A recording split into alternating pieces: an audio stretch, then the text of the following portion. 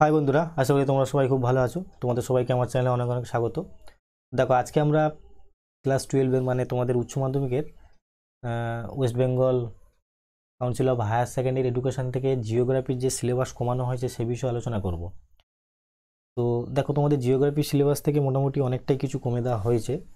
তো আশা করি তোমরা এর আগে দেখেছো, যারা না দেখোনি তারা অবশ্যই বুঝে নাও, এবং যারা যারা মোটামুটি জিওগ্রাফি সিলেবাস দেখছো তারা অবশ্যই বইটা নিয়ে বসবে, বইয়ের যে সূচিপত্র আছে সেটা নিয়ে বসবে, তাতে তোমাদেরই অনেক সুবিধা হবে।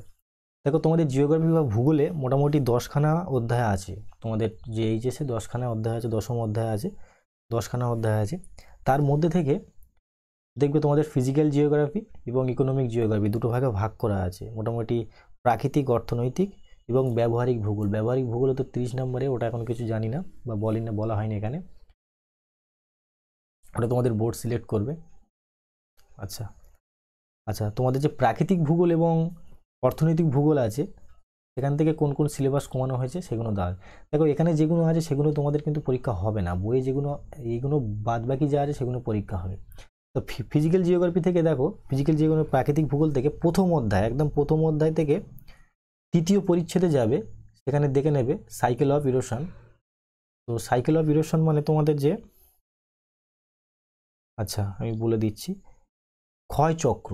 ঠিক আছে, সাইকেল অফ ইরোশন দ্বিতীয় অধ্যায় দেখবে ক্ষয় চক্র। আমি লিখে দিচ্ছি, ক্ষয় চক্র। ক্ষয় চক্র বলে যে চ্যাপ্টার আছে সেটা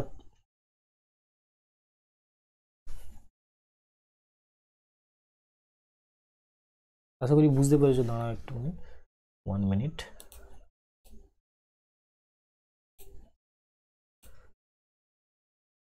তো তোমাদের যে ক্ষয় চক্র অধ্যায়টা আছে সেটা থেকে পুরোপুরি বাদ, মানে এই চ্যাপ্টারটা পরীক্ষায় হবে না। আচ্ছা, 1 নম্বর গেল। আচ্ছা, তৃতীয় মানে দ্বিতীয় অধ্যায়, ক্ষয় চক্রটা মোটামুটি দ্বিতীয় অধ্যায় আছে, 2 নম্বর অধ্যায় আছে, দেখে নেবে তোমরা। আচ্ছা, তারপর দেখো ড্রেনেজ প্যাটার্ন, মোটামুটি জল নিকাশি, জল নিগমন প্রণালী, এটা 3 নম্বর অধ্যায় আছে। জল নিগমন প্রণালী, এটাও তোমাদের সিলেবাসে নেই, মোটামুটি বাদ হয়ে গেছে। আচ্ছা, চতুর্থ অধ্যায় দেখে নেবে তোমরা বইয়ে, মৃত্তিকা, ওটা তোমাদের বইয়ে আছে। পঞ্চম অধ্যায় তোমাদের বইয়ে যেরকম আছে সেরকম আছে। ষষ্ঠ অধ্যায় জীববৈচিত্র্য, ওটাও তোমাদের থাকবে পরীক্ষায়। এবার দেখো সপ্তম অধ্যায় এটা দেখো, বুঝতে পেরেছো, এটা হচ্ছে ফার্স্ট অধ্যায়, প্রথম অধ্যায়। এই প্রথম অধ্যায় বললাম, দ্বিতীয় অধ্যায়, এটা তৃতীয় অধ্যায় বইয়েতে। আচ্ছা, তারপর দেখো ম্যান ইনভায়রনমেন্টাল ইন্টারাকশন, মানে মানুষ পরিবেশ আন্তঃসম্পর্ক, মোটামুটি প্রাকৃতিক দুর্যোগ ও বিপর্যয়, দেখে নেবে তোমাদের। মোটামুটি এইটা সপ্তম অধ্যায় আছে, 7 নম্বর অধ্যায়। তো এটাও লিখে দিচ্ছি আমি অবশ্যই, মানুষ পরিবেশ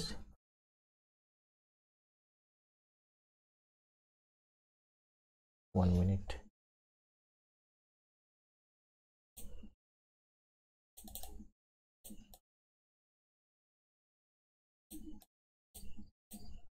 আচ্ছা, মানুষ পরিবেশ, সরি একটু, ও আন্তঃসম্পর্ক, মোটামুটি দুর্যোগ ও বিপর্যয় যে চ্যাপ্টারটা আছে সেটা তোমাদের এখান থেকে বাদ হয়ে গেছে, আন্তঃসম্পর্ক।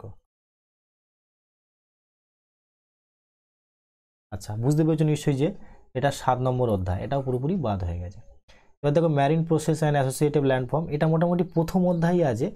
প্রথম অধ্যায়ে যে তোমাদের যে ওই যে ভৌমজলের কার্য সংশ্লিষ্ট ভূমিরূপ, দেখে নেবে যে কোনটা কোথা থেকে বাদে গেছে। তো আমি ভালো করে লিখে দিচ্ছি অবশ্যই, তোমাদের সুবিধা হয়।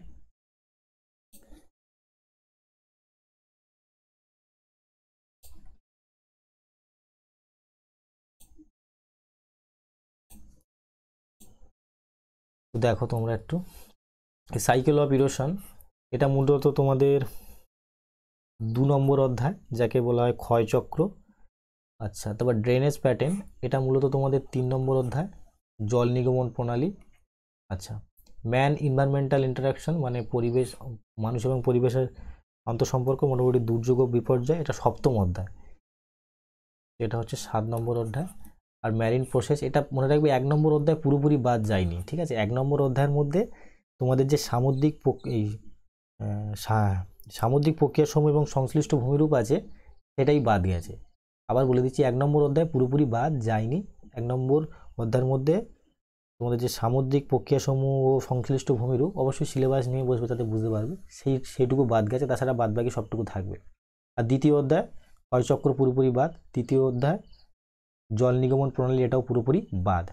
আচ্ছা, এটা বুঝতে পেরেছো নিশ্চয়ই। এবার দেখো ইকোনমিক জিওগ্রাফি। ইকোনমিক জিওগ্রাফির মধ্যে তোমাদের মূলত অষ্টম অধ্যায়ের মধ্যেই সব পড়ে। এটা হচ্ছে তৃতীয়। তোমরা দেখবে যে অষ্টম অধ্যায়ের বিভিন্ন পরিচ্ছেদ আছে। এই পরিচ্ছেদের মধ্যে দেখবে তৃতীয় স্তরের কার্যকলাপ, তোমাদের বইয়ে দেখে নেবে যে তৃতীয় স্তরের কার্যকলাপ, এটা আমি লিখে দিচ্ছি। তৃতীয় স্তরের কার্যকলাপ, চতুর্থ স্তরের কার্যকলাপ, আচ্ছা, পঞ্চম স্তরের কার্যকলাপ। তোমাদের যে ইকোনমিক জিওগ্রাফি আছে, অর্থনৈতিক ভূগোল, অষ্টম অধ্যায়, এটা দেখবে এগুলো সাব টপিক, এগুলো ছোটো ছোটো ছোটো চ্যাপ্টার আকারে দেওয়া আছে। তো তৃতীয় অর্থনৈতিক কার্যকলাপ মানে তৃতীয় স্তরের ক্রিয়াকলাপ, চতুর্থ স্তরের ক্রিয়াকলাপ, পঞ্চম স্তরের ক্রিয়াকলাপ, এই তিনটে যে সাব মানে পরিচ্ছেদ আছে সেটা পুরোপুরি বাদ হয়ে গেছে। Tertiary, quaternary, quinary activity. এবার দেখো তোমাদের যে রিজিনাল ইকোনমিক ডেভেলপমেন্ট, এটা মূলত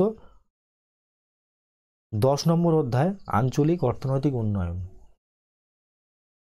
আঞ্চলিক 10 নম্বর অধ্যায় আঞ্চলিক অর্থনৈতিক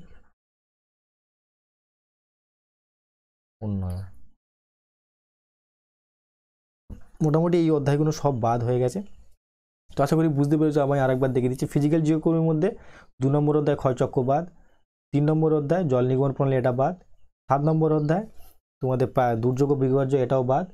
আচ্ছা, 1 নম্বর অধ্যায়ের মানে সামুদ্রিক মোটামুটি প্রক্রিয়া সমূহ, মোটামুটি তোমরা যেহেতু মানে সমুদ্র তরঙ্গ দেখবে, ওর ফলে যে ভূমিরূপ সৃষ্টি হয় সেটা পুরোপুরি বাদ। ইকোনমিক জিওগ্রাফি বা অর্থনৈতিক জিওগ্রাফির মধ্যে তোমাদের যে তৃতীয় স্তরের কার্যকলাপ, চতুর্থ স্তরের কার্যকলাপ, পঞ্চম স্তরের কার্যকলাপ, এটা বাদ। আর বাদ বাকি সবটুকু থাকবে, এগুলো সব বাদ। আচ্ছা, এটা দেখে দেবে 10 নম্বর অধ্যায় আঞ্চলিক অর্থনৈতিক উন্নয়ন, এটা পুরোপুরি বাদ। তো আশা করি বুঝতে পেরেছি। এছাড়া তোমাদের যা সিলেবাসে আছে সবটুকুই থাকবে। তো আশা করি তোমরা বুঝতে পেরেছো যে তোমাদের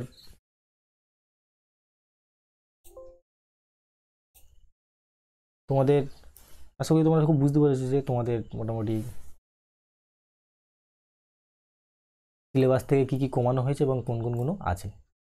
তো আজকের ভিডিও এই অবধি। যদি তোমাদের ভিডিও ভালো লাগে তাহলে অবশ্যই সাবস্ক্রাইব করে দিও আমার চ্যানেলকে এবং পাশে থাকা বেল আইকনটা প্রেস করে দিও এবং অবশ্যই লাইক করে দিও। Thank you.